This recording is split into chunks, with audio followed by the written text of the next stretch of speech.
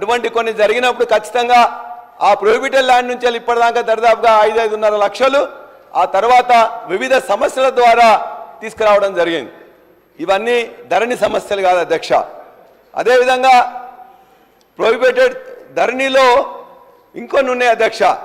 పోడు భూముల గురించి మీరేమని ఇచ్చారని చెప్పేసి వాళ్ళు అడిగారు. 4,50,000 మందికి 1/70 యాక్ట్ ఉంటే దాన్ని ఎట్లా చేయాలని చెప్పేసి అనేక మందితో చర్చించిన తర్వాతనే 4,50,000 మందికి దరిదాపుగా పోడు భూములు ఇచ్చి వాళ్ళందరికీ ఆ పోడు భూములకు రైతు బంధు కానీ రైతు బీమా కూడా కల్పించిండ్రు నాటి ముఖ్యమంత్రి కేసీఆర్ గారు.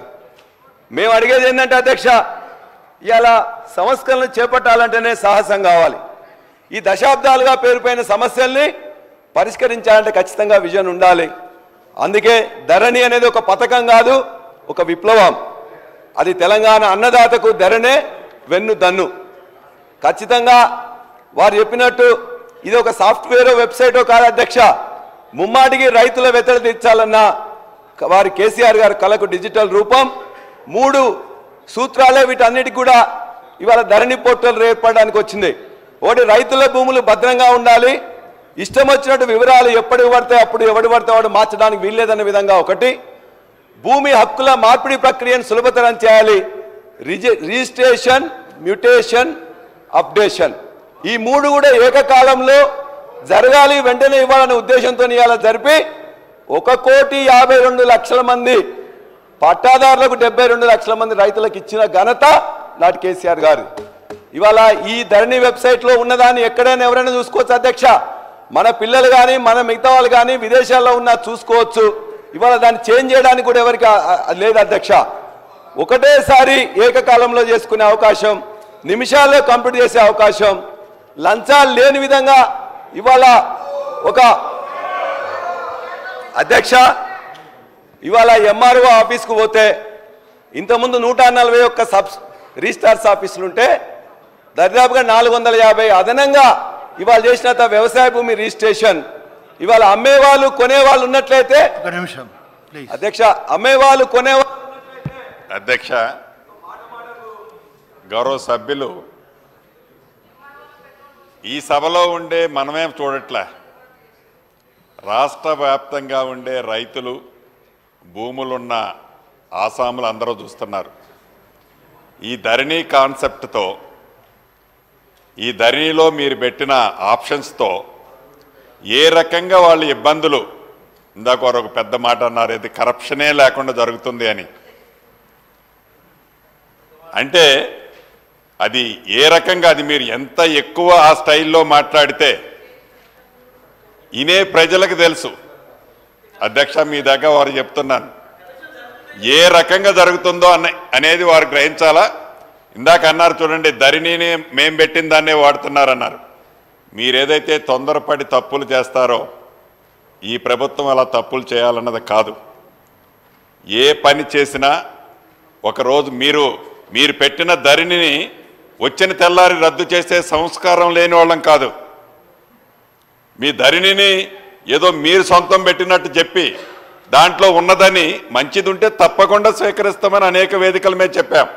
నేను చెప్పాను యాజ్ ఎ రెవెన్యూ మంత్రిగా, ఇప్పుడు కూడా చెప్తున్నా, చట్టం సవరించే దాంట్లో ఇందాక మీరు అండర్లైన్ చేసుకోండి, 2020 చట్టం మీరు ఏదైతే ప్రవేశపెట్టారో దాంట్లో మంచి వాటిని కూడా స్వీకరిస్తాము అని చెప్పాం. మీరు చెప్పిన సూచనలు కూడా స్వీకరిస్తామన్నాం. కానీ ధరణిని మేము కంటిన్యూ చేసేది మీరు చేసిన తప్పు చెయ్యొద్దు. ఇందాక చెప్పాను, 2 మండలాలు మోడల్గా తీసుకున్నాం. అదే రకంగా సైమల్టేనియస్గా ఏది ఆర్డినెన్స్ దీన్ని ఏదైతే ఉందో చట్టాన్ని సవరిస్తున్నాం. పేరు మార్చడం వల్ల ఒరిగేది కాదు, పేరు కోసమేం తాపత్రయం పడటంలే, వ్యవస్థలోనే తప్పుంది అంటున్నా. దాన్ని మీరు సరిచేసుకోకుండా మీరు చేసిన తప్పుని ఒప్పుకోకపోతే ఒప్పుకోపోయారు, దాన్ని దబాయించే కార్యక్రమం చేయడం అనేది సభ అంతా గమనిస్తుంది. తప్పకుండా గతంలో 2 సార్లు మీకు రిజల్ట్ ఇచ్చారు. ఇంకా మీరు ఇదే రకంగా ఉత్సాహిస్తే రాబోయే వాటిలో మళ్ళీ దానికి ఫలితం నాకు రాదు, అది మీకే వస్తుంది. ఖచ్చితంగా మంత్రి గారు పేరు మార్చడంలో మాకు పెద్ద ఇంట్రెస్ట్ లేదని చెప్పేసి అన్నారు. దయచేసి అట్లనే కొనసాగించాలని చెప్పి కూడా వారిని కోరుతున్నా, కొనసాగించాలని. వారు చెప్పారు ఒకవేళ ఇందులో చాలా మిస్టేక్స్ ఉంటే 1,52,00,000 ఎకరాలకు డైరెక్ట్గా వాళ్ళకి అకౌంట్లో పోతుంటే రైతులు కానీ ఇంకోరు కానీ ఒక మాట ఎందుకు మాట్లాడలే? ఇలా భూమిలో అన్నదమ్ములు పంచుకున్నట్లయితే ఊర్లో ఇలా ఒడ్డు వరం సరి చెక్కే దగ్గర కూడా కొద్దిగా జరుగుతుందా అని చెప్పేసి వాళ్ళందరూ వచ్చి అడ్డుకు నిలబడుతుంటారు. ఇవాళ ధరణి వచ్చిన తర్వాత వాళ్ళకి ఇవాళ ఈ ధరణి ఏదైతే అథెంటికేటెడ్ ఒక రిజిస్టర్డ్ డాక్యుమెంట్ లాగా ఇవాళ పాస్బుక్ వచ్చిందో వాళ్ళందరూ కూడా హాయిగా నిద్రపోతూ నా భూమి ఇది అని చెప్పుకునే ధైర్యం, నాకు ఇంత ఆస్తి ఉన్నది, దీని ధర ఇంత అని చెప్పుకునే ధైర్యం ఇవాళ పేద రైతులకు కలిగింది. 95% ఆఫ్ ద రైతులకు ఇవాళ ధరణి ద్వారా ఇవాళ ధైర్యం కలిగింది. అంతేకాదు అధ్యక్ష చాలా గొప్పగా చెప్తా ఉన్నారు ధరణి గురించి. మీ హయాంలోనే ఎంతో మంది ఆత్మహత్యలు చేసుకున్నారు రైతులు. అధికారుల మీద తప్పుడు రికార్డులు అంటే పట్టాలు ఎక్కించారని పెట్రోలు డీజిల్ పోసినటువంటి పరిస్థితి. నేను సాక్ష్యం సార్, మా దగ్గర 6 ఎకరాల భూమిలో ఒక రైతు దున్నుతున్నాడు. రైతు సమన్వయ సమితి పేరు అధ్యక్షుని పేరు మీద 6 ఎకరాల భూమి పట్టా చేసుకున్నాడు. రైతు బంధేమో అయినా పోతుంది, దున్నేటోళ్ళేమో ఒకరు. అసలు పోయి రికార్డులో మార్చుకుందామని దాదాపుగా ఆ ధరణి వచ్చిన కాంచి ట్రై చేస్తున్నారు. ఈ రోజు కూడా మేము చేద్దామంటే ధరణి నిబంధనలు అడ్డం వస్తూ ఉన్నాయి. నేను సాక్ష్యము ములుగులో రండి, కాసిందేవపేట దగ్గర చూపిస్తా. ఇట్లాంటి చాలా మీరు ఇచ్చినటువంటి ధరణిలో ఒకప్పుడు ఎంతోమంది భూ పోరాటాల ద్వారా సాధించుకున్నటువంటి భూములు ఉన్నాయి, లేదా అమ్ముకొని వచ్చినటువంటి వాళ్ళకు కూడా మీరు పట్టా చేసి ఇచ్చిర్రు, అమ్ముకున్నారు. పాపం కొనుక్కున్న వాళ్ళు ఈ భూమి కోసం మళ్ళీ వస్తారా అని అనుకొని పట్టాల మీద అంత ఆసక్తి ఎప్పుడు చూపట్లేదు సార్. వీళ్ళు ఎప్పుడైతే రైతు బంధు లేదా ధరణి అనేది తీసుకొచ్చిన తర్వాత అమ్ముకున్న వాళ్ళు కూడా ఇక మాకు కేసీఆర్ గారి హయాంలో పట్టా వచ్చింది కాబట్టి ఇది మాదే అని వస్తున్నారు. పాపం మీరు కాస్త కాలం కూడా తీసేసిర్రు, దున్నుకుంటున్నటువంటి ఆధారం లేకుండా చేసేసిర్రు. ఇవన్నీ మీరు చేసి మరి అద్భుతం అంటే ఇప్పుడు మీరు అన్నట్టుగా గ్రామీణ ప్రాంతాల నుంచే మాకు ఎక్కువ రిజల్ట్ ఇచ్చిర్రు. ధరణి అంటేనే ఒక భయాన్ని ఇచ్చేటువంటి దానిలాగా మీరు ఆ యొక్క చట్టాన్ని చేసిర్రు కాబట్టే ఇవాళ తీసుకురావాల్సి వచ్చింది. అదే కాకుండా అనేక మంది అడుగుతున్నారు మమ్మల్ని, ఇంకెప్పుడు మారుస్తారు, ఇంకెప్పుడు మాకు ఒరిజినల్గా మేము సాగులో ఉన్నటువంటి వాళ్లకు హక్కులు వస్తాయని. కాబట్టి ఇప్పటికైనా మీరు వాస్తవాలు తెలుసుకోండి, గ్రామీణ ప్రాంతాల్లో జరుగుతున్నటువంటిది. ఇట్లా ఇప్పటికి కూడా మా దగ్గర నేను అనేక సార్లు అసెంబ్లీలో కూడా చెప్పిన, ఉమ్మర్ ఖాన్ పేరు మీద ఇంకా పట్టా వెళ్తుంది. ఎప్పుడో వాళ్ళ నాన్న కలెక్టర్ అంట నిజాం కాలంలో, అప్పుడు 16,000 ఎకరాల భూములు పట్టాలు చేసుకున్నారు. మన రాజేశ్వర రెడ్డి అన్న గారికి కూడా తెలుసు మల్లంపల్లి ప్రాంతంలో ఏం జరుగుతుందో. మైనింగ్ కానీ ఇవి ఇతరత్ర కానీ సాగులో ఒకరు ఉన్నారు, పట్టాలు ఒకరికి వచ్చింది. పాపం వాళ్ళకి ఎలాంటి ఆధారం లేకుండా అవుతున్నది, ఆత్మహత్యలు అవుతున్నాయి, హత్యలైనాయి. మీరు వీఆర్ వాళ్ళని తీసేసారు. ఎందుకు తీసేసారు? వాళ్ళు తప్పులు చేసిరని తీసేసారు. మరి 5 ఏళ్ళు మీకు టైం ఉండే, కనీసం ఒక్క తప్పునైనా సరిదిద్ది మళ్ళీ ఎవరికైతే భూములు దక్కాలో వాళ్ళకు హక్కు ఇచ్చిరా? ఇవ్వలేదు మీరు.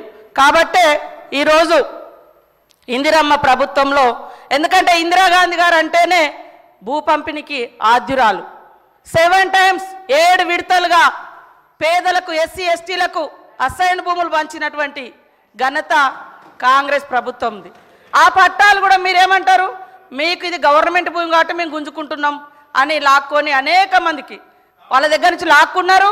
కొన్నాళ్ళు ఖాళీ ఉంచారు, తర్వాత ఎవరిదో పేరు వచ్చి అని ఉంటుంది అదే గవర్నమెంట్ భూమి అనే పేరు మీద. కానీ గవర్నమెంట్ భూమి కాబట్టే ఆ రోజు ఇందిరాగాంధీ గారు ఎస్సీ ఎస్టీలకు వెట్టి చాకరి నుంచి విముక్తి కలిగించడం కోసం అసైన్ చట్టం తీసుకొచ్చి భూములు పంచింది. కానీ ఈరోజు చూస్తే అధ్యక్ష, సీలింగ్ యాక్ట్ తుంగలో తొక్కబడ్డది. కళ్ళ ముంగట్నే వందలాది ఎకరాలు, వేలాది ఎకరాలు ఫామ్ హౌజులతో కూడుకున్నటువంటి భూమి, ఏదైతే భూ వికేంద్రీకరణ జరిగిందో, భూ పంపిణీ వచ్చిందో, అది వాళ్ళ మళ్ళా కేంద్రీకృతమై ఒక్కొక్కరు మరి ఏ రకంగా ఫామ్ హౌజులు కనబడుతున్నాయో అది మరి సీలింగ్ యాక్ట్ కిందికి రాదా? కాబట్టి ఇట్లాంటి అన్నీ కూడా సీనన్న గారు రాబోయేటువంటి భూమాత ఏదైతే చట్టం ఉందో ఖచ్చితంగా ఇవన్నీ మీరు విస్తృతంగా చర్చకు పెట్టాలి. రైతుల యొక్క ఆవేదన వినాలి, ఆబ్జెక్షన్స్ తెలుసుకోవాలి. తద్వారా ఒక అద్భుతమైనటువంటి చట్టాన్ని పేదలు కూడా భూమి మీద ఆధారపడి జీవించేటువంటి హక్కును కల్పించే విధంగా తీసుకురావాలని కూడా వారిని కోరుతా ఉన్న అధ్యక్ష.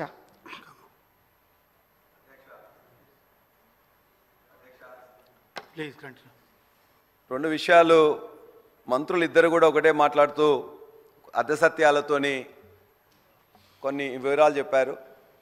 మొత్తం గత ప్రభుత్వంలో ఏదో ఆత్మహత్యలు జరిగినాయని, వారు ప్రభుత్వంలో ఉన్నారు కాబట్టి వారు బాధ్యతగా మాట్లాడాల్సిన అవసరం ఉంటుంది. మేము మాట్లాడుతూ కూడా సవరించాల్సిన అవసరం ఉంటుంది. ఈ రాష్ట్రంలో కానీ దేశంలో కానీ ఆత్మహత్యలు ఎక్కడ జరిగినాయి, ఎన్ని జరిగినాయి అంటే నేషనల్ క్రైమ్ రికార్డ్స్ బ్యూరో ఉంటుంది. 2014లో ఎంత అయింది, 15లో ఎంత అయింది, 2022లో ఎంత అయింది, మీరు లెక్కలు చూసుకోండి. ప్రతిరోజు ప్రతిసారి ఆత్మహత్యలు అప్పుడేదో అయినాయి ఇప్పుడేదో, ఖచ్చితంగా ఆత్మహత్యలు ఆనాడు జీరో దగ్గర తీసుకొచ్చిందే గత ప్రభుత్వం 10 సంవత్సరాల్లో. ఇప్పటికైనా నేను ప్రభుత్వాన్ని కానీ మంత్రులు కానీ కోరుతున్నా, మీరు చూసుకొని నేషనల్ క్రైమ్ రికార్డ్స్ బ్యూరోని చూసుకొని 2014లో ఉన్న వాటిని 2022 వరకు ఏ విధంగా కేసీఆర్ గారు తగ్గించినది మీకు తెలుస్తుంది. ఒకటి. రెండోది, వారు చెప్పారు ఇప్పుడే, సీతక్క గారు ఏం చెప్పారు, కొన్ని సమస్యలు ములుగులో కానీ ఫారెస్ట్లో కానీ లేకపోతే మల్లంపల్లిలో కానీ సమస్యలు ఉండొచ్చు. మీరు ఒక మాట, ఆనాటి నుంచి వెళ్ళి సీలింగ్ యాక్ట్ లేనే లేదు, మొత్తం కూడా 100 ఎకరాలు 1000 ఎకరాలు కూడా మొత్తం ఇవాళ ఫామ్ హౌస్లోనే ఉన్నది అని మీరు చెప్తున్నారు. మరి బట్టి విక్రమార్క గారు మొన్ననే ఒక బుక్ ప్రవేశపెట్టిండ్రు, అందులో భూమి ఎవరికి ఎట్లా ఉందని చెప్పిండ్రు. ఈ రాష్ట్రంలో 52 ఎకరాల కంటే పైన ఎవరికి లేదు, ఉన్న దాంట్లో 25 ఎకరాల నుండి 52 ఎకరాల వరకు ఏదైతే చట్టం ప్రకారం ఉన్నది ఈ రాష్ట్రంలో 9000 మంది ఉన్నారు, వాళ్ళందరూ చట్టబద్ధంగానే ఉన్నారని చెప్పేసి వారు సోషియో ఎకనామిక్ అవుట్లుక్ బుక్లో పెట్టారు. మరి వారు పెట్టింది తప్ప, మీరు చెప్పేది తప్ప, దయచేసి మీరు అందరూ ముందు కూడా కరెక్ట్ చేసుకోవాలని చెప్పేసి నా విజ్ఞప్తి. అధ్యక్ష, నేను చెప్పట్లేదు, మీ యొక్క రికార్డ్స్ నుంచేలే నేను మాట్లాడుతున్నాను అధ్యక్ష. ఆత్మహత్యలు నేషనల్ క్రైమ్ రికార్డ్స్ బ్యూరో నుంచే చెప్తున్నా. అదేవిధంగా మీరు చెప్పిన భూ విస్తీర్ణ ఇవాళ సన్న చిన్నకారు రైతులకే 10 ఎకరాల కంటే ఈ రాష్ట్రంలో 99% ఉన్నది వాస్తవం. అది వారి యొక్క పెట్టిన లెక్కల ప్రకారం చెప్తున్నా తప్ప నా సొంత కవిత్వం కాదని చెప్పి మీకు తెలియజేస్తున్నా. అధ్యక్ష, ఒకప్పుడు వ్యవసాయ భూముల రికార్డులు అంటేనే తప్పుడు తడకలు, అది ముట్టుకుంటేనే అది ఒక కందిరీగల్లాగా ఉంటుంది, తేనె తుట్టలాగా ఉంటుంది. దాని ధైర్యంతో తీసుకొని వచ్చినాం. కాస్త కాలంలో ఎందుకు పెట్టలేదని మీరు అడిగారు. కాస్త కాలంలో ఎప్పుడు పెడతాం? కాస్తులో కానీ ఖచ్చితంగా ఇవాళ టెనెన్సీ యాక్ట్లో వాళ్ళు ఒక రిజిస్ట్రేషన్ చేసుకుంటే 1950లో టెనెన్సీ యాక్ట్ వస్తే అది చాలా కఠినతరంగా ఉన్నది. ఇవాళ చాలామంది కౌలు తీసుకుంటారు, కానీ ఆ కౌలుని రిజిస్టర్ ఎవరు చేయట్లేదు. అధ్యక్ష, నేను కంప్లీట్ చేసిన తర్వాత మీరు పెద్దలు మళ్ళీ నాకు అసలు 2 నిమిషాలు మాట్లాడకముందే ఇంతమంది మంత్రులు అయితే ఎట్లా అధ్యక్ష? ఇవాళ టెనెన్సీ యాక్ట్ ప్రకారం దయచేసి గౌరవ సభ్యులు ఒకటి చూసుకోండి, నేను టైం మెయింటైన్ చేస్తున్నా. సార్, టెనెన్సీ యాక్ట్ ప్రకారం 23 మినిట్స్ మాట్లాడారు మీరు అధ్యక్ష. నేను 45 మినిట్స్, మాకు ఎందుకంటే 37 సభ్యులు ఉన్నారు కాబట్టి. ఇప్పుడు సెకండ్ డిస్కషన్ కూడా మీ ఇంపార్టెంట్ డిస్కషన్. సార్ అధ్యక్ష, నేనేం వేరే మాట్లాడుతున్నాను అధ్యక్ష. దీని మీద భూమికి సంబంధించింది, ప్రజలకు ఉపయోగపడేది, రైతులకు ఉపయోగపడేది. మేమేదో తప్పు చేసినాం, తప్పులు మీరు చేయకూడదు ఉండాలని కూడా మేము భావిస్తున్నాం. మేము చేసిన వాటిని ఏమైనా ఉన్నట్లయితే సర్దిద్దాలని చెప్పేసి కోరుకుంటున్నాం. కాబట్టి దయచేసి సమయం ఏంటని కోరుతూ, ఈ కౌలుదారీ చట్టం ప్రకారం ఖచ్చితంగా ఆ రైతు కౌలు తీసుకున్నట్టు రిజిస్టర్ అయితేనే దాన్ని కాస్త కాలంలో పెట్టాలి. ఇవాళ కౌలు తీసుకున్న రైతులు ఒక పంటకో, ఒక సీజన్కో, ఒక సంవత్సరానికో తీసుకుంటున్నారు, రికార్డెడ్గా ఎక్కడ ఉండట్లేదు. కాబట్టి ఆ కాస్తు కాలంలో కానీ లేకపోతే శిస్తు కాలంలో కానీ వసూలు చేయని శిస్తు కోసం కాలంలో పెట్టాలని ఎందుకని చెప్పేసి దాని సులభ పద్ధతిలో ఉండాలని, మరాఠీ పేర్లు ఉండకూడదని, తెలుగులో మనకు ఉపయోగపడే విధంగా ఉండాలనే ఉద్దేశంతో చేసింది తప్ప మిగతాయి కూడా ఈ ధరణి వల్ల కలిగిన ప్రయోజనాల్లో అనేక ఉన్నాయి. ఇలా బ్యాంకు రుణం పోతే ఇంతకుముందు లింక్ డాక్యుమెంట్స్ అని చాలా ఈజీ కావాలని చాలామంది అడిగారు అధ్యక్ష. ఇవాళ మనం ఇలా ధరణి పాస్బుక్ తీసుకున్నట్లయితే బ్యాంకులో ఇంకా ఏ డాక్యుమెంట్ అడుగుతలేరు అధ్యక్ష. ఇలా ఫౌతి నిర్ణయాధికారం కూడా కుటుంబాందే. ఇంతకుముందు ఎవరైనా డిసైడ్ చేసేది, సక్సెషన్ కూడా ఇలా కుటుంబమే డిసైడ్ చేసుకుంటున్నది. తహసీల్దార్లందరినీ కూడా జాయింట్ సబ్ రిజిస్ట్రార్లుగా చేసింది. ఒకే రోజులో రిజిస్ట్రేషన్, మ్యూటేషన్, అప్డేషన్ చేస్తున్నారు. ఈ ప్రభుత్వ భూములు అన్నింటినీ కూడా ఇలా ప్రొహిబిటెడ్ దానిలో పెట్టినరు. అదేవిధంగా రెవెన్యూ కోర్టులోని ఫిర్యాదుల బాధ్యత అంతా కూడా ట్రిబ్యునల్కి ఇచ్చారు. ఈ పాస్బుక్ని ఒక రిజిస్టర్డ్ దస్తావేజ్గా యాక్సెప్ట్ చేసే విధంగా చేసిండ్రు. అధికారులకు ఇక్కడెక్కడ కూడా డిస్క్రిషన్ లేకుండా, ఎంఆర్ఓ కానీ ఆర్డీఓ కానీ మరే రెవెన్యూ అధికారి కూడా డిస్క్రిషన్ లేకుండా ఆ భూమి మీద అధికారం ఎవరికైతే ఉన్నదో వాళ్ళ యొక్క ఫింగర్ ప్రింట్స్ పెడితేనే, వాళ్ళ బయోమెట్రిక్ పెడితేనే వచ్చే విధంగా ఒక అద్భుతమైన ఒక అధికారం అనేది వారందరూ కూడా కల్పించింది ఒక ధరణి ద్వారా. అందుకే అనేక సమస్యలు ఉంటాయి అధ్యక్ష, వాటన్నిటిని కూడా మనం ఖచ్చితంగా తీసుకోవాల్సిందే. ఆనాడు ఏవో అధ్యక్ష, ఒక్కొక్క రైతు ఎక్కని కొండలేదు, మొక్కని బండలేదు. అనేక చోట్ల పోయింది కానీ కాలే. సాదా బైనామాలు బాగా చేసుకున్నాం. అనేక ప్రొహిబిటెడ్ ల్యాండ్స్లో ఉన్న వాటి మీద అవుతున్నది. లక్షలాది 20 లక్షల గ్రివెన్సెస్ ఉంటే కూడా వాటిని చేసుకుంటూ పోతున్నాం. ఖచ్చితంగా దీన్ని మీ ద్వారా వారికి నేను ఈ నూతన రెవెన్యూ చట్టం ఏదైతే ఉన్నదో విచక్షణాధికారులు రద్దయినాయి కాబట్టి నాలా కన్వర్షన్ ఇంకోటి అధ్యక్ష, ఇంతకుముందు నాలా కన్వర్షన్ చేసుకోవాలంటే 8 to 10% ఉండేది. ఇవాళ ఈ చట్టం ద్వారా నాలా కన్వర్షన్ ఇవాళ భూమి ఏ ఒక్క కన్స్ట్రక్షన్ లేకపోయినట్లయితే 1.5%తో చేసుకునే విధంగా చేసినాం. అదేవిధంగా ఏమన్నా భూమిలో స్ట్రక్చర్ ఉన్నట్లయితే 4.5% మాత్రమే పెట్టి ఇలా నాలా కన్వర్షన్ కావడం వల్ల దాన్ని కూడా ఈ వ్యవసాయ భూములకి వెళ్ళి తీసుకొచ్చి తీసేసినాం. కాబట్టి 12 లక్షల ఎకరాల భూమి ఇలా నాన్ అగ్రికల్చర్ ఇలా రైతుల పేరు మీద ఉంది అధ్యక్ష. వారు అన్నారు ఇంతో ముందే ఇవన్నీ ఊరికనే చేయలేదు అధ్యక్ష. వివిధ ప్లీజ్ కంక్లూడ్ అధ్యక్ష. రెవెన్యూ పోర్టల్లో అనేక మంది అధికారులు నిపుణులు రిటైర్డ్ అధికారులతో మాట్లాడిన తర్వాతనే ఒక 6 నెలలు మాట్లాడిన తర్వాతనే నిర్ణయానికి వచ్చింది అధ్యక్ష. వివిధ రాష్ట్రాల్లో ఉన్న రెవెన్యూ పోర్టల్లను స్టడీ చేసిండ్రు. రాజస్థాన్, కర్ణాటక, పశ్చిమ బంగాల్ లాంటి వాళ్ళందరూ కూడా పోయినరు. అదేవిధంగా తెలంగాణ స్టేట్ టెక్నికల్ సర్వీసెస్ యొక్క సాంకేతిక బృందాన్ని కూడా ఉపయోగించుకున్నారు అధ్యక్ష. కాబట్టి ఇదన్నీ ఊరికనే ఏదో కేసీఆర్ గారి మనోఫలకం నుంచి వెళ్ళి ఊడిపడ్డది కాదు అధ్యక్ష. కేసీఆర్ గారి మనోఫలకం నుంచి వెళ్ళి ఊడిపడ్డది ఈ రైతుల యొక్క ఇబ్బందులు తొలగించాలని చెప్పేసి, భూ విధాలు లేని గ్రామాలు ఉండాలని చెప్పేసి మాత్రం ఆయనది. కానీ దానికి కావాల్సిన అధికారులను, చాలా సీనియర్ అధికారులను, ఒక 30 ఏళ్ళు 40 ఏళ్ళు ఆ రెవెన్యూ డిపార్ట్మెంట్లో పనిచేసిన ఆర్డీఓలని, డిప్యూటీ కలెక్టర్లని, జాయింట్ కలెక్టర్లని అనేక మందిని పిలిచి మాట్లాడి నేర్చుకొని తద్వారా ఇతర రాష్ట్రాలకు పంపించి ఆ తర్వాతనే టెక్నికల్ టీంతో కూడా మాట్లాడి తీసుకొచ్చిందే తప్ప ఆయన మనోఫలకం నుంచి ఆయన రాసింది కాదు అధ్యక్ష. ఆయన ఆశించింది అనేక మంది యొక్క సహకారం తీసుకొని చేసింది తప్ప ఆయన ఒక్కరి మీద వారు అనుకున్నారు, ఇవాళ చేసిండ్రు. అదేవిధంగా పల్లెల్లో ప్రశాంతానికి కారణం కూడా ఇవాళ 1,52,00,000 ఉండడమే అధ్యక్ష. మీకు తెలుసు 33 జిల్లాలు విభజన అయింది కాబట్టి, కొత్త రెవెన్యూ డివిజన్లు, కొత్త మండలాలు వచ్చినాయి కాబట్టి ఎంఆర్ఓకి, ఆర్డీఓకి అవకాశం లేకపోవచ్చు. కానీ 33 జిల్లాలైనాయి కాబట్టి చిన్న జిల్లాలైన ఉద్దేశంతో కలెక్టర్లకే రెస్పాన్సిబిలిటీ ఉండాలని చెప్పి వాళ్ళకు మాత్రమే అధికారం ఇచ్చిండ్రు. వారి దగ్గర కూడా ఇంతకుముందు ఒకరే జాయింట్ కలెక్టర్ ఉండేవారు. ఈ రెవెన్యూ దీని యొక్క డిక్రీజ్ చేయడం కోసం, ఈ సమస్యను తగ్గించడం కోసం, వెంటనే సత్వరంగా పరిష్కారం చేయడం కోసం 2 అడిషనల్ కలెక్టర్ని పెట్టిండ్రు. ఒక అడిషనల్ కలెక్టర్ రెవెన్యూ కోసం పెట్టిండ్రు అధ్యక్ష. కాబట్టి అధ్యక్ష ఇవాళ వాళ్ళకు ఎవరు పడితే వాళ్ళు చేంజ్ చేసుకోవడానికి ఆస్కారం లేదే. ఇది ఖచ్చితంగా రెవెన్యూ వ్యవస్థలోనే సరికొత్త విప్లవానికి నాంది పలికిన భూ బాంధవి ధరణి. కాబట్టి మీరు ఇలా చేస్తున్నప్పుడు ఖచ్చితంగా చిన్న చిన్న ఇష్యూస్ ఉన్నాయి, మా దగ్గర కూడా వస్తున్నారు. అది టైటిల్ నేమ్ చేంజ్ కావచ్చు, స్పెల్లింగ్ చేంజ్ కావచ్చు, సర్వే ఎక్స్టెంట్ కావచ్చు. మకన్ సింగ్ గారు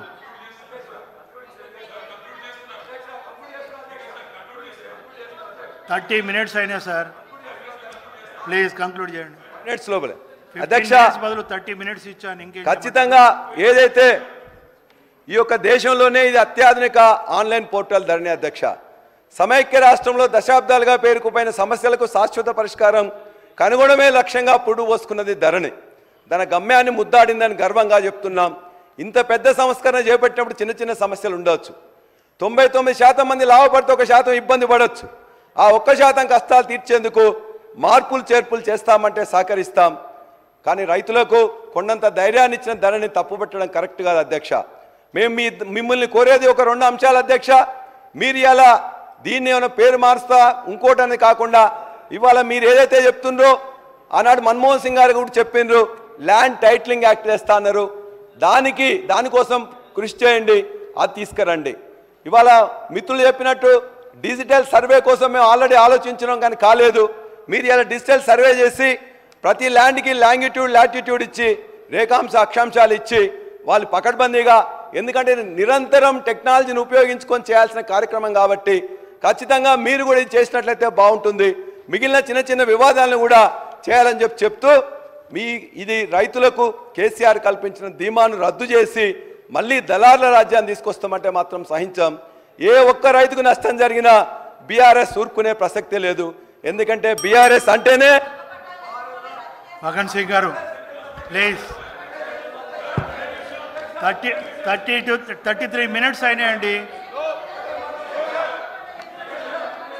జస్ట్ కన్క్లూడ్ చేయండి ప్లీజ్, కన్క్లూడ్ చేయండి. అధ్యక్ష, మరలా ఒకసారి చివరికి ఒకటే మాట చెప్తూ, ధరణి సమస్యలంటే భూ వివాదాల సమస్యలు ఉన్నాయి, ఒకటే సమస్య.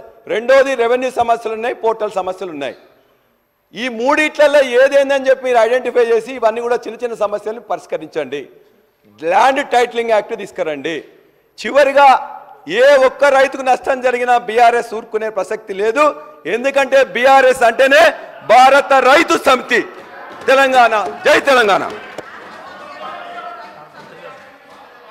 ప్లీజ్ మగన్ సింగ్ గారు ఒక నిమిషం ప్లీజ్. మంత్రి. అధ్యక్ష, సహచర సభ్యులు చాలా సుదీర్ఘంగా వారి పార్టీ గురించి, వారి పార్టీకి రైతులతో ఉన్న బంధాన్ని గురించి చెప్పారు. సంతోషం. ఎంత అద్భుతాలు సృష్టించానని అనుకుంటున్న ఆ ప్రధాన ప్రతిపక్ష నాయకులు ఇంత మంచి చర్చ ఉంటే, ఈరోజు అసెంబ్లీకి వచ్చుంటే నిజంగా ఈ రాష్ట్ర ప్రజలు సభ్యులు వదిలేయండి, ఈ రాష్ట్ర ప్రజలు ఎంతో ఆనందపడేవాళ్ళు అధ్యక్ష. వారు మంచి చేయలేదు కాబట్టే వారిని అక్కడ కూర్చోబెట్టారు. వీరు పాదయాత్రలో ఇచ్చిన మాట నమ్మి ఇందిరమ్మ రాజ్యం వస్తుంది కాబట్టి మమ్మల్ని ఇక్కడ కూర్చోబెట్టారు.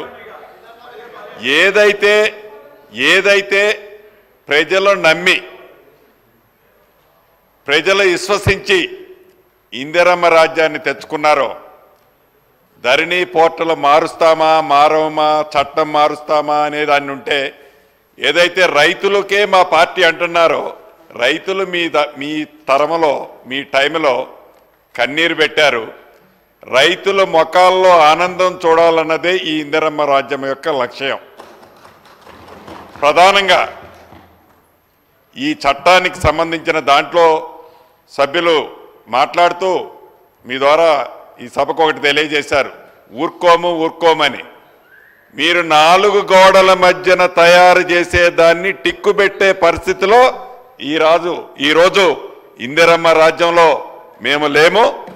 మీ ఒడతూపులు చప్పుళ్ళకి భయపడి ప్రజలకి మంచి చేసే దాంట్లో, సామాన్య ప్రజలకి మంచి చేసే దాంట్లో తప్పకుండా ఒక్క అడుగు కూడా ఇందిరమ్మ రాజ్యంలో వెనకేయమని మీ ద్వారా గౌరవ సభ్యులకి తెలియజేస్తున్నారు.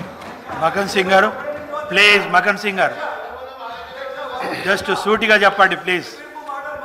జస్ట్ 5 minutes మాత్రమే. సార్ కాన్సెన్స్ ఇష్యూ సార్, సబ్మిషన్ కాన్సెన్స్. ధన్యవాదాలు అధ్యక్ష. కాన్సెన్స్కి సంబంధించిన చిన్న అప్పీల్ సార్, సమస్యలు సార్ మీ ద్వారా గౌరవ ముఖ్యమంత్రి గారికి, డిప్యూటీ సీఎం గారికి సార్, అలాగే రెవెన్యూ మినిస్టర్ గారికి సార్. రామగుండం ఒక కార్మిక క్షేత్రం సార్. మా దగ్గర సింగరేణి పర్మనెంట్ కార్మికుల కంటే ఎక్కువ కాంట్రాక్ట్ కార్మికులు ఉన్నారు అధ్యక్ష. కాంట్రాక్ట్ కార్మికులు సింగరేణి కార్మికునితో సమానంగా పనిచేస్తూ ఉన్నారు. సింగరేణి కార్మికునికి మినిమం ₹1,00,000 జీతం వస్తే అదే పనిని 10,000 రూపాయలకు పనిచేసేటువంటి కార్మికులు ఉన్నారు అధ్యక్ష. సుప్రీంకోర్టు జడ్జిమెంట్ ఇచ్చింది అధ్యక్ష, 22 జీవో యాక్ట్. దాన్ని ఇమ్మీడియట్లీ గెజిట్లో చేర్చి ఆ 22వ జీవో ప్రకారంగా అన్స్కిల్డ్, సెమీ స్కిల్ని ఏర్పాటు చేసి వారికి అది ఏర్పాటు చేయాలని ప్రభుత్వాన్ని, డిప్యూటీ సీఎం గారు ఇక్కడే ఉన్నారు కాబట్టి అట్లీస్ట్ సింగరేణి ఎన్టీపీసీలో వెంబటే దాని మీద చర్యలు తీసుకోవాలని కోరుతున్నా అధ్యక్ష. అదేవిధంగా అధ్యక్ష, రెండవది రెవెన్యూ సంబంధించి మాట్లాడారు సార్. రెవెన్యూ సంబంధించిన అంశంలో ఇది నాకు కాన్సెన్స్ కదా, అది కూడా వస్తున్నా సార్. దాంతోపాటు ఇవి చెప్తుంది, దీని సభ్య అప్పీల్ చేయకండి సార్. అవకాశం అండి. రెవెన్యూకి సంబంధించిన అంశంలో సార్, ఎప్పుడైతే ఈ ధరణికి సంబంధించిన సమస్యలు వచ్చినాయో, ముఖ్యంగా రామగుండం ప్రాంతంలో వ్యవసాయ క్షేత్రం తక్కువ సార్. అక్కడ ఒరిజినల్గా ధరణి ప్రవేశపెట్టినప్పుడు నా ఉన్న 2 మండలాల్లో ప్రతి ఒక్కరికి సమస్య వచ్చింది సార్. దాంట్లో ఎప్పుడైతే ఆ రోజుల్లో పూర్వం నక్సలైట్లు ఉద్యమం చేసినప్పుడు ఆ ప్రాంతాల నుంచి చాలామంది భూస్వాములు వెళ్ళిపోయారు సార్. వెళ్ళిపోతూ పోతూ ఆ రోజు సాదా బైనామీల ద్వారా అందరికీ పేదవాళ్ళకి ఇచ్చిపోయినటువంటి ఆ రోజు చరిత్ర సార్. రిజిస్ట్రేషన్లు చేసుకున్న వాళ్ళు కొన్ని 30-40 సంవత్సరాలు చేసుకున్న తర్వాత ఈ ధరణి ప్రాబ్లం వచ్చిన తర్వాత సార్ దాంట్లో వాళ్ళ ఆన్లైన్లలో మళ్ళీ పాత వాళ్ళే వచ్చినాయి సార్. ఎంత అన్యాయం జరిగిందంటే పేదవాళ్ళందరికీ ఎవరెవరైతే దాని మీద దుక్కుకొని వాళ్ళు బతుకుతున్నారో ధరణి వచ్చిన తర్వాత ఎవరి పేర్లు కూడా రారు సార్. స్వయంగా నేనే సార్ నా ఊర్లో మాకు సంబంధించిన భూములు ఉంటే మా దగ్గర ఉన్న దళితులకు మా నాన్నలు మా తాతలు ఇచ్చేసిరు సార్. ఇచ్చినా కూడా వాళ్ళ పేర్లు రాకపోతే వాళ్ళ పడ్డ అవస్థలు మాటలు చెప్పలేం. కొందరైతే తిరిగి వాళ్ళ చెప్పులు అరిగినాయి, వాళ్ళు ఇబ్బందులు పడ్డారు, డబ్బులు ఖర్చు పెట్టుకున్నారు. మళ్ళీ మా ద్వారా మాకు తెలిసిన వాళ్ళం అయితే పోయి వారికి స్వయంగా వాళ్ళకి ఇచ్చేసినామని రాసి ఇప్పించడం జరిగింది. ఇంకా కూడా ఆ ప్రాబ్లమ్స్ ఉన్నాయి. ఈ ధరణి మార్పుల ద్వారా ఎవరైతే ఆ పేదవాళ్ళు ఉన్నారో వాళ్ళందరికీ కూడా న్యాయం జరుగుతుందని ఆశిస్తున్నా అధ్యక్ష. ధన్యవాదాలు. శంకరయ్య గారు ప్లీజ్. శంకరయ్య గారు. అధ్యక్ష ధన్యవాదాలు అధ్యక్ష. ఈరోజు ధరణి విషయంలో రెవెన్యూ శాఖ మంత్రులు చాలా మంచి విషయాలు సభా దృష్టికి తీసుకొచ్చారు. దాంట్లో ఎన్నో లోపభూయిష్టకరంగా ఉన్న ధరణిని సరిచేయాల్సిన బాధ్యత ఉంది కాబట్టి ఈరోజు ధరణి రైతుకు పెద్ద గుదిబండగా మారింది అధ్యక్ష. ఎన్నో సమస్యలు, ఈ సమస్యలతోని ధరణి అనేది అవినీతిమయమైపోయింది ఈ తెలంగాణ రాష్ట్రంలో రైతులకు అధ్యక్ష. అదేవిధంగా ఈ యొక్క రెవెన్యూ వ్యవస్థనంతా క్షేత్రస్థాయి నుంచి ధ్వంసం చేసి వాళ్ళ అవకాశాన్ని తీసుకొని ధరణి అనే దాన్ని వాళ్ళ ఇష్టానుసారంగా ప్రజాక్షేత్రంలో కానీ ప్రజల అభిప్రాయాన్ని కానీ రైతులను కానీ గ్రామ స్థాయిలలో ఎక్కడ వారి దృష్టికి తీసుకుపోలేదు అధ్యక్ష. ఈ ధరణి వచ్చిన తర్వాత ఎన్ని సమస్యలు గ్రామాలలో అంటే ఎన్నో ఇబ్బందులు. ఇలా క్షేత్రస్థాయిలో తండ్రి చనిపోతే కనీసం ఆ పొలాన్ని విరాసత్ చేసుకోవాలని ఆలోచన చేస్తే కూడా ఎక్కడ ఆప్షన్స్ లేవు అధ్యక్ష. ఇప్పటి వరకు కూడా ఆప్షన్స్ లేవు. అన్నదమ్ముల మధ్యలో సమస్యలు, ఎన్నో సమస్యల వల్ల ఈ ధరణి వల్ల ఎలా ఎంతోమంది సమస్యలు ఎదుర్కోలేక చనిపోయిన దాఖలాలు కూడా ఉన్నాయి. వారి కుటుంబాలకు అవసరం కొద్దీ కొన్ని పొలాలు అమ్ముకుందాం అనుకొని సమస్యలు పరిష్కరించుకుందాం అనుకుంటా కూడా ప్రొహిబిటెడ్ అని చెప్పి చిన్న ఒక్క సర్వే నెంబర్కు చిన్న సమస్య ఉంటే ఒక 10 ఎకరాలు ఉంటే ఒక సర్వే